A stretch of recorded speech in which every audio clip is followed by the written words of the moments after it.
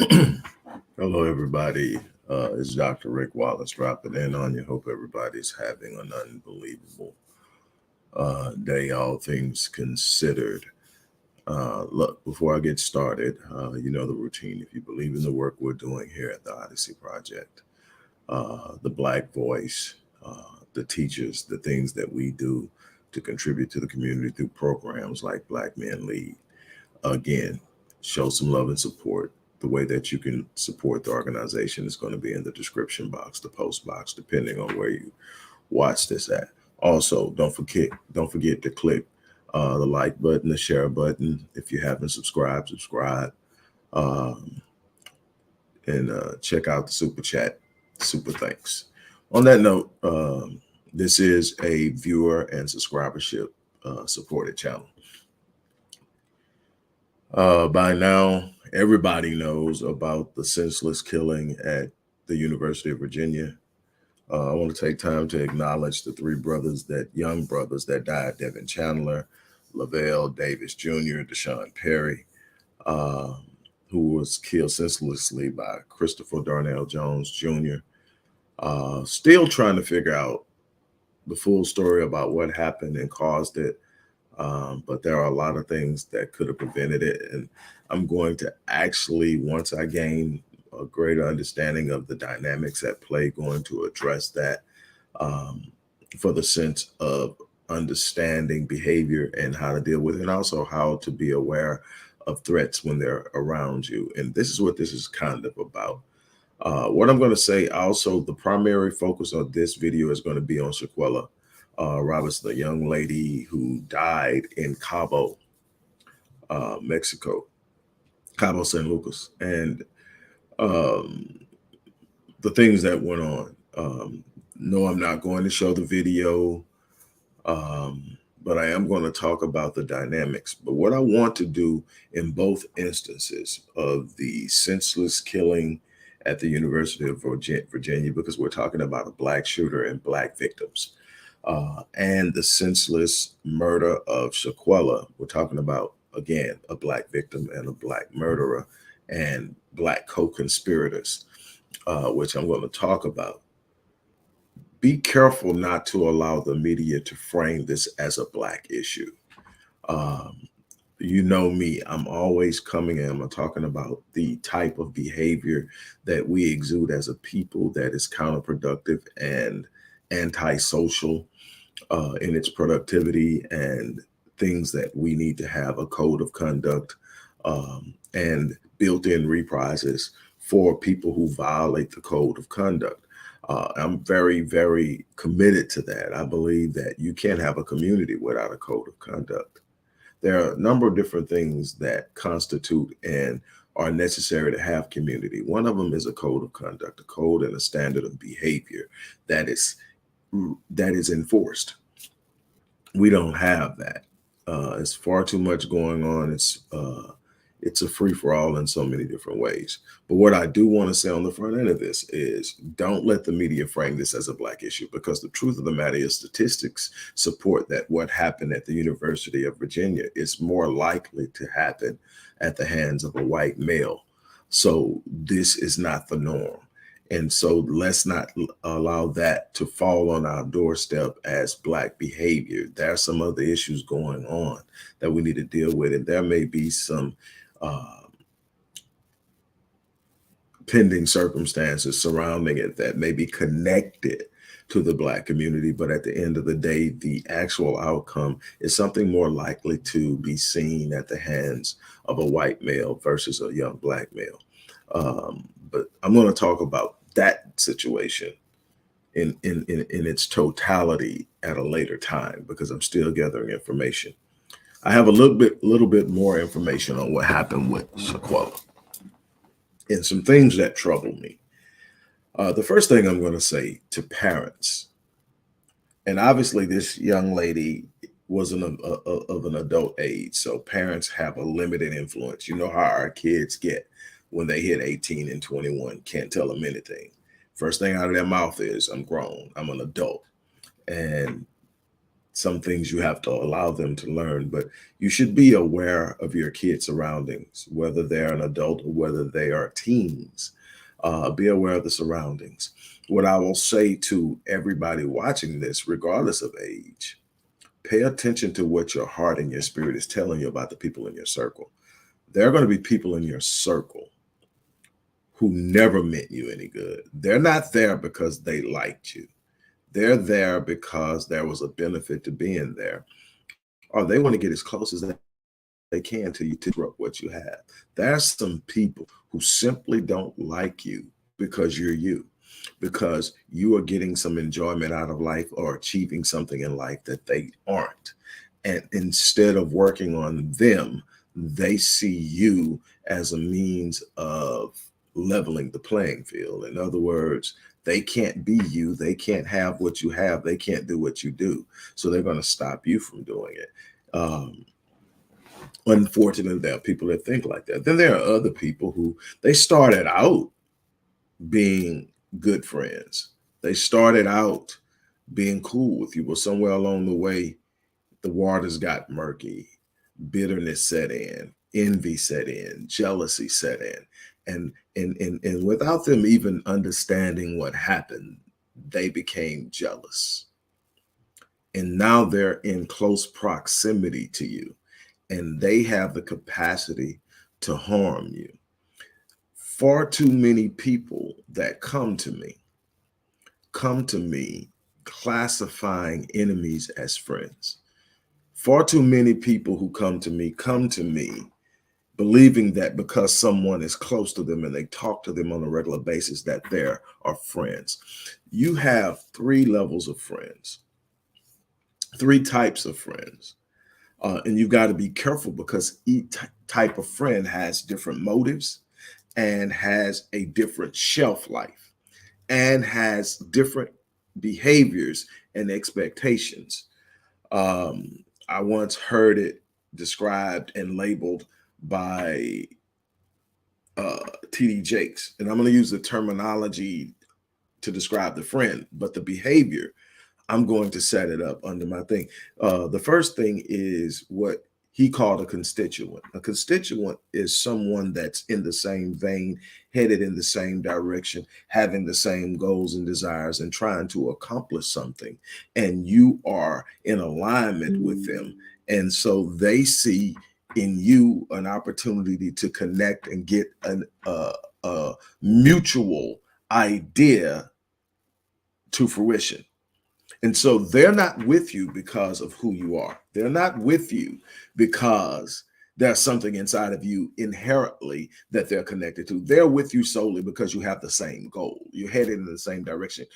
As Jake said, you are for the same things. They're not with you because of you. They're with you because of what you stand for or what you are for. Now, here's the problem with a constituent. A constituent doesn't have loyalty to you. They have loyalty to the cause. And if they come along with or find someone who is capable of getting them there faster, or capable of providing a better environment while headed, they have no problem dropping you. They have nobody pushing you aside. And if they don't have strong character, if it requires them doing something harmful to you, and it doesn't have to be physically, but if it requires that in order to move on to something they see as being more progressive, they'll do it. And so you've got to be very careful with your constituents. The next one he defined as comrade. A comrade isn't with you because of you, and they're not with you because of what you are for. They're with you because of what or who you are against. You have a common enemy. You have a common cause. You're working against something together. And again, the same thing applies. They are not with you. Their loyalty is not with you. Their loyalty is with the cause. If they find a faster, quicker way, a more powerful ally, they will drop you and they will move on. You cannot depend upon it. Now, the third friend is what he described as a confidant. The third friend is a rarity. A third friend is not going to be 15 and 20 people. in your life. A real true confidant may come along once or twice, maybe three times if you're lucky in your life. That's the person that's with you because of you.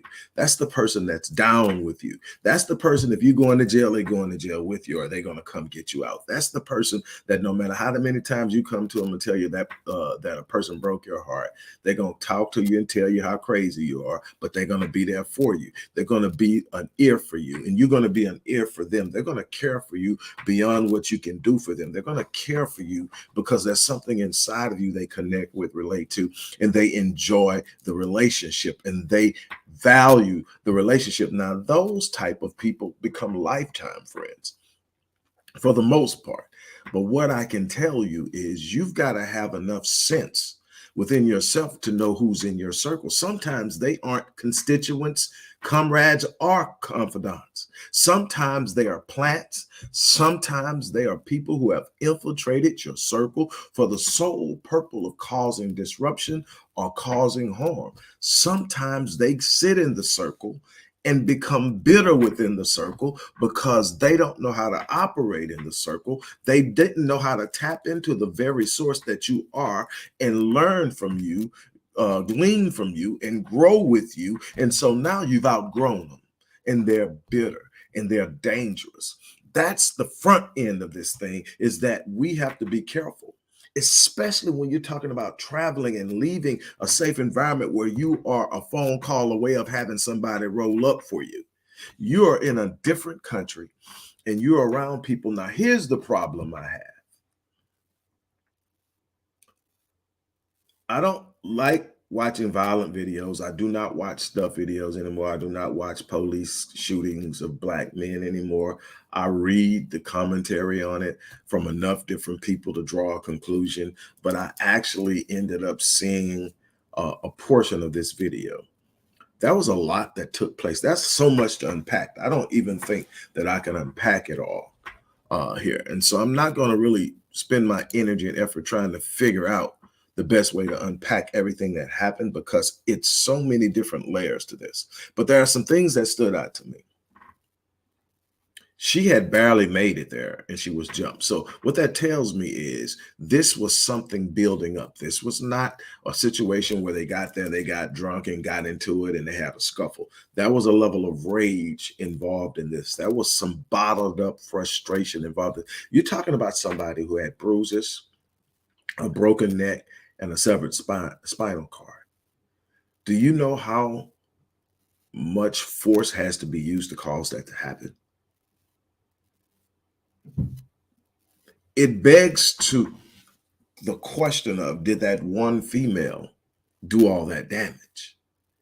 Then the lie that it was something to do with alcohol poisoning, when the truth of the matter is the autopsy proves different. Here's my problem.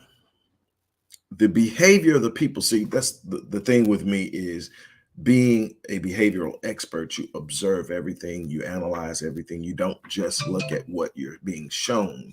You look and you listen for everything. Here's what most people are missing.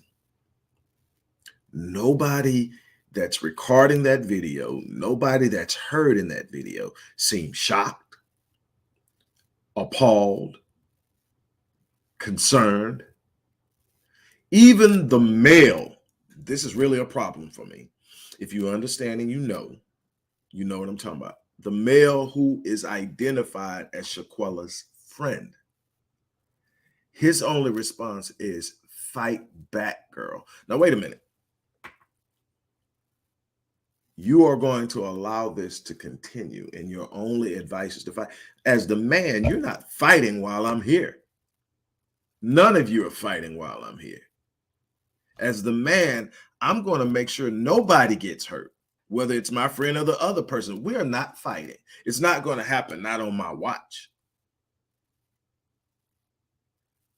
But everybody's standing back. It's almost as if they had been waiting for it to happen.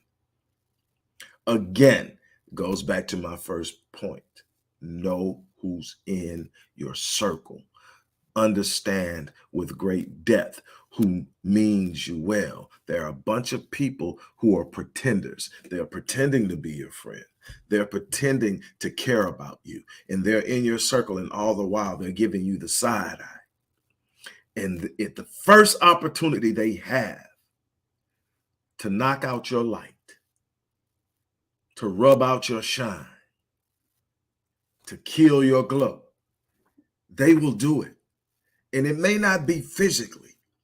It may be an attack on your reputation. It may be an attack on your finances. It may be an attempt to disrupt a business endeavor or a partnership or something you're trying to create. It may be your marriage. But let me tell you something. Surround yourself with people who have authentic, genuine love and intentful and meaningful direction and expectations of how they're going to behave with you. They mean you well because they see the value in the relationship. They're not inclined to jealousy because they know who they are.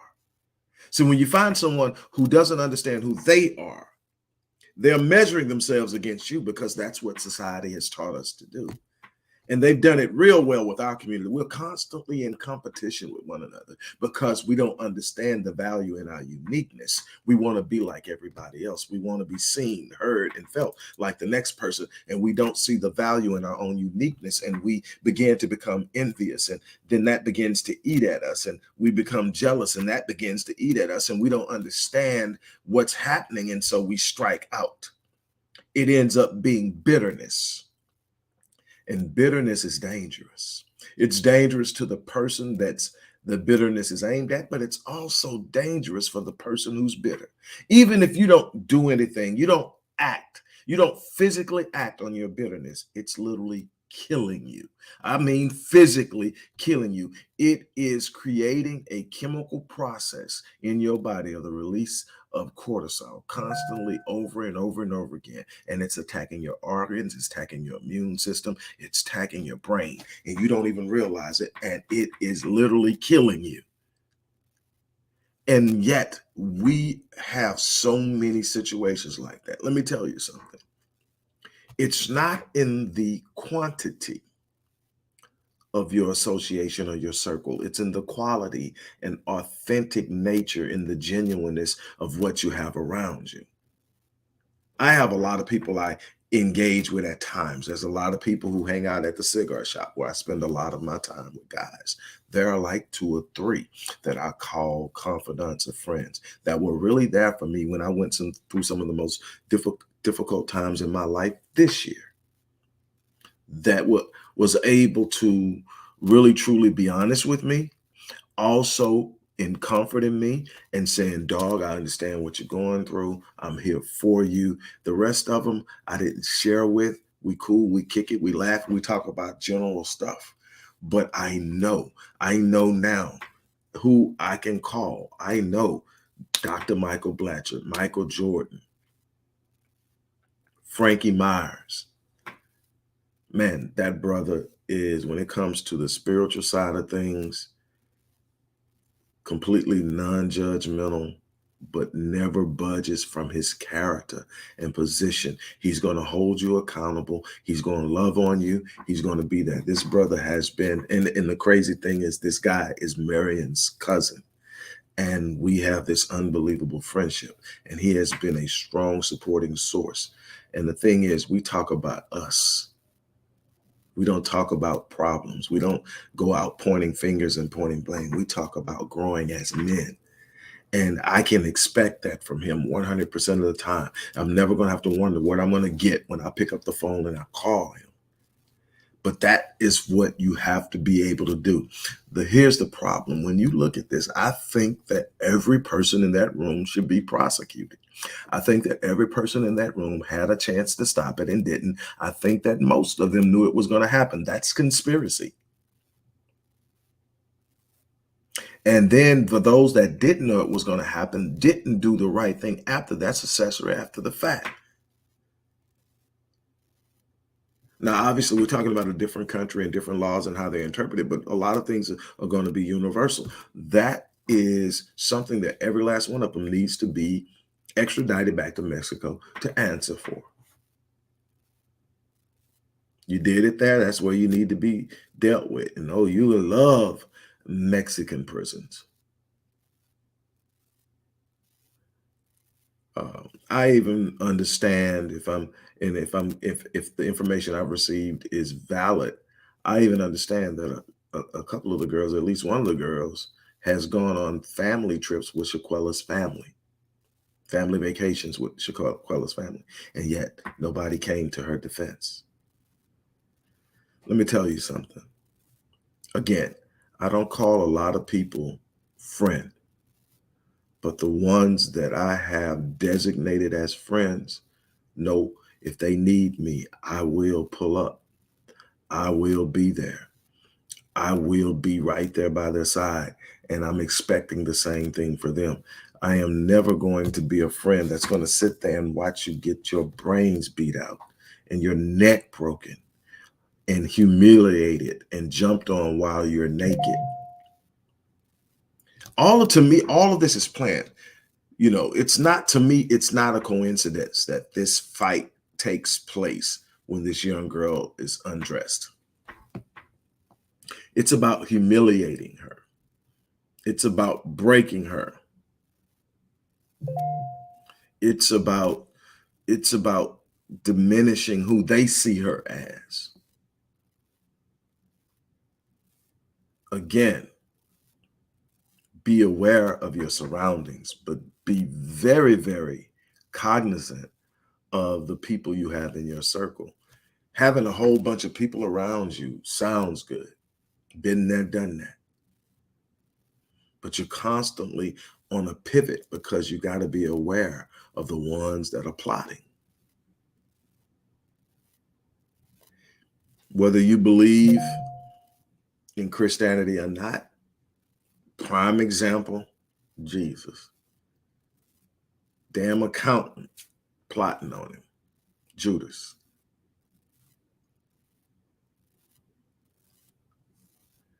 A person close enough to him that he could give him a kiss. And the kiss turned out to be an act of betrayal. Believe it or not, that's not the point. I can name a bunch of other historical situations where people trusted the wrong people. And my thing is the undercurrent, the thing that really comes back to me is, why is this okay on such an expanded level? One person, okay, they just lost it. Two people, you know, birds of a feather. Everybody in that room watched that and let it keep going until her neck was broken and her spine was severed. Nobody thought, okay, you won. She's on the floor. Enough.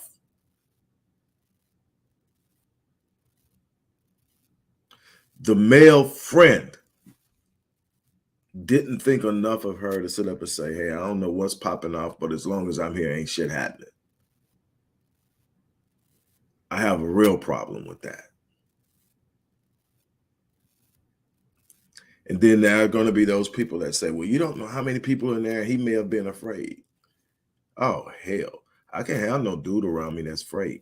And I've been in situations where it's me and my boy, and we're definitely outnumbered. Shit, if we going down, we're going out together. I'm not finna sell you out because we're outnumbered. Sometimes that's what happens. You're outnumbered. But I'm not going to be that person that sits back and says, man, I'm sorry. No. I'm going to stand for right. Dr. King said this, man, and you've heard me say it so many times. And here's this thing, and it's not just about politics. It's not just about civil rights. It's about the person that you are. Dr. King says, a man that does not have something for which he is willing to die is not fit to live. To me, I'm telling you, if I'm your friend and you're about to go down, I'm going down with you. If I'm here with you, I'm not finna sit up and say, they want you, they don't want me. I'm gonna just stand back here. You better fight. No, I'm gonna try to diffuse the situation because I understand we're about to fight a fight we can't win. But if it boils down that I can't diffuse it, well,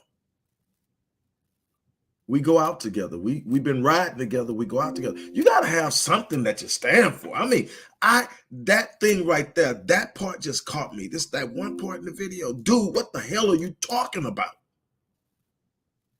Stop them from killing your friend. I don't need friends like that. I don't need friends who will allow others to harm me while they're standing there and have an ability to do something about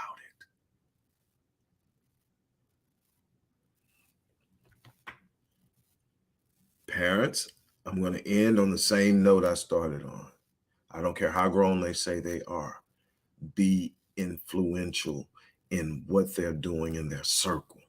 You know things they don't know. You see things they don't see. You trust your intuition.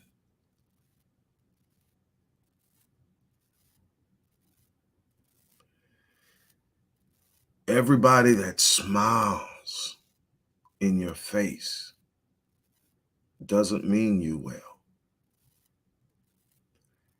And with that understood, you have to be willing to cover yourself, because there are going to be times that it's only you. And you need to be able to trust the circle you're in. You need to be able to know what's going on around you. Far too many people have fallen prey to fake friends.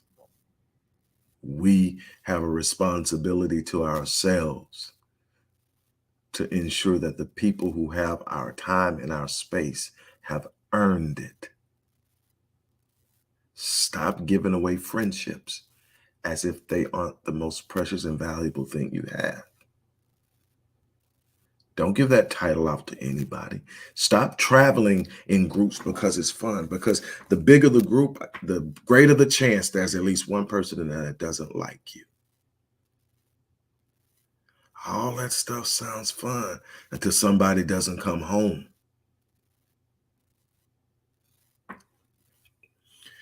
Look, I'm going to get off of here. I hope that I made the point that I made. I'm going to come back. I don't know if I'm going to do it today, but when I get enough information, they've been real tight-lipped on the actual reason this kid snapped and shot these people at the University of Virginia. I'm trying to get some insight on that. I know that he had some trouble, didn't make the team his freshman year, got cut after a semester. And I'm going to get more information on that so I can have the right framework to discuss it. I'm not one to be jumping on things just because it's hot and to talk about it in a loose way.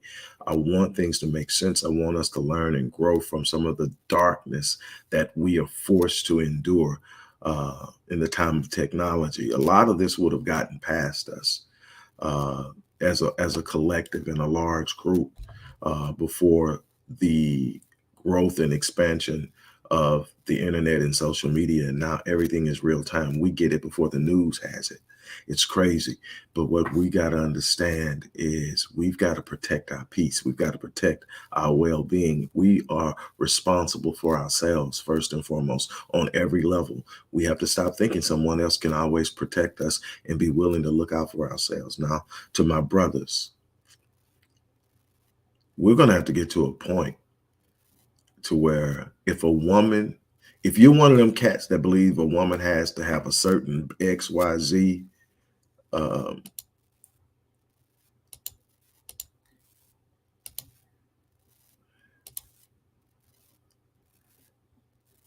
if you're that person that thinks that a woman has to have a special XYZ before she's worth you defending or treating a certain way, then the women that don't have that should not be in your presence. You should not be around them. You should not have anything to do with them. If there's a woman that doesn't deserve your protection and your respect and your concern and your caring and your covering, you don't need to be around them. You should only be associating yourselves with those who you have a natural and inherent desire to defend and protect. And if you don't have that at all, then there's some things you need to work out with yourself.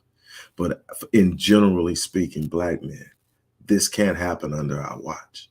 I don't care what you think about the person. You can't be present and allowing it to happen. There's got to be something on the inside of you that stands up and says, there's right and there's wrong. This isn't right.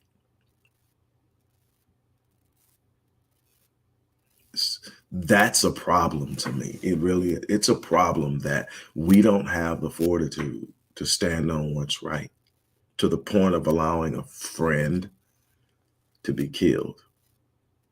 When did that become cool and okay? The level of disrespect, disregard uh, in this situation is absolutely ridiculous on so many levels. Like I said, it's too much to unpack in one sitting. And I may sit around and that may be something that's really gets under my craw about it later. But the idea that these people thought that was okay and that she felt comfortable enough to be around her killers, that's something to really to truly think about. So on that note, look, I'm gonna get ready to get off here. Like I said, don't forget to hit the like button. Don't forget to hit the share button. If you haven't subscribed, definitely subscribe and check out the super thanks button. On that note, I am out of here. You guys have an unbelievable remainder of your day. Talk soon.